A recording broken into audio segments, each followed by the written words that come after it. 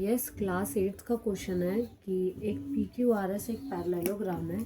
P Q R S एक parallelogram है जिसमें हमें एंगल, ये बाहर वाला एंगल 40 डिग्री दे रखा है। अब हमें इसमें angle S, angle R, P Q और क्यू आर निकालना है। तो सबसे पहले हमें क्या निकालना है? Angle S.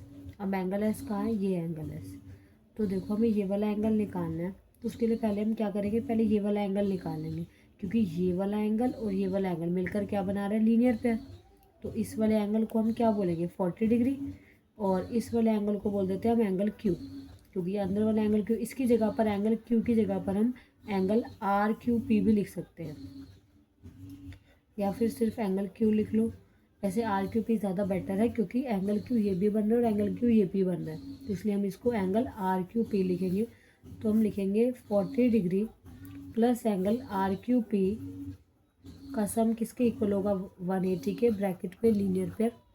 अब 40 प्लस से इधर आके माइनस हो जाएगा, तो R Q P equals to 180 minus 40। तो आर क्यू पी की वैल्यू कितनी आ जाएगी? 140। तो इसकी वैल्यू कितनी हो गई अंदर? 140। अब पता है कि जो ये वाला एंगल है वो किसके ऑपोजिट होगा? इस वाले एंगल के, क्योंकि पैरेललोग्राम के ऑपोजिट एंगल क्या होते हैं? इक्वल। तो जो एंगल क्यू है, या फिर हम कह सकते हैं एंगल आर क्यू बी, वो किसके इक्वल होगा? एंगल एस के। Reason opposite angle of parallelogram are equal. Hindi में लिखते हैं समांतर चतुर्भुज के सम्मुख कोण बराबर होते हैं। तो एंगल एस की भी वैल्यू 140 आ गई। ठीक है, नेक्स्ट हमें निकालना है एंगल आर, मतलब ये। अब ये एंगल आमने सामने, और आमने सामने वाले एंगल का सब 180 होता है। तो angle S plus angle R equals to 180।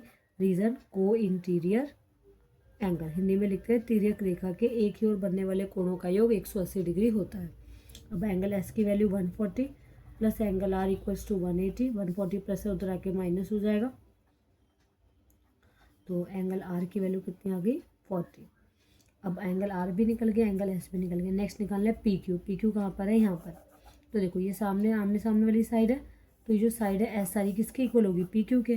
तो लिख लेते हैं कि जो एस आर है वो इक्वल होगी पी क्यू के। दोनों कितने हो जाएंगे? 15 centimetre.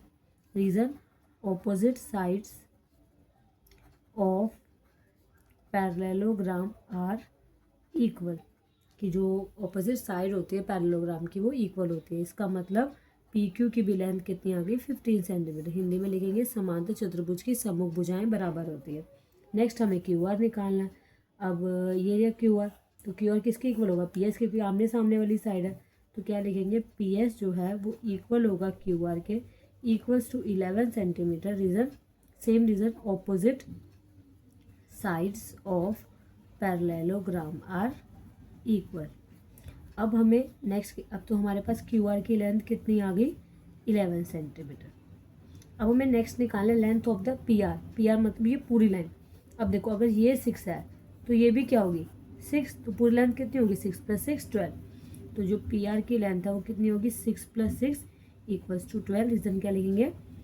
Diagonal bisect each other, की जो डायगनल है वो एक दूसरे को क्या करते हैं? बाइसेक्ट। हिंदी में लिखेंगे विकर्ण एक दूसरे को प्रतिच्छेदित करते हैं।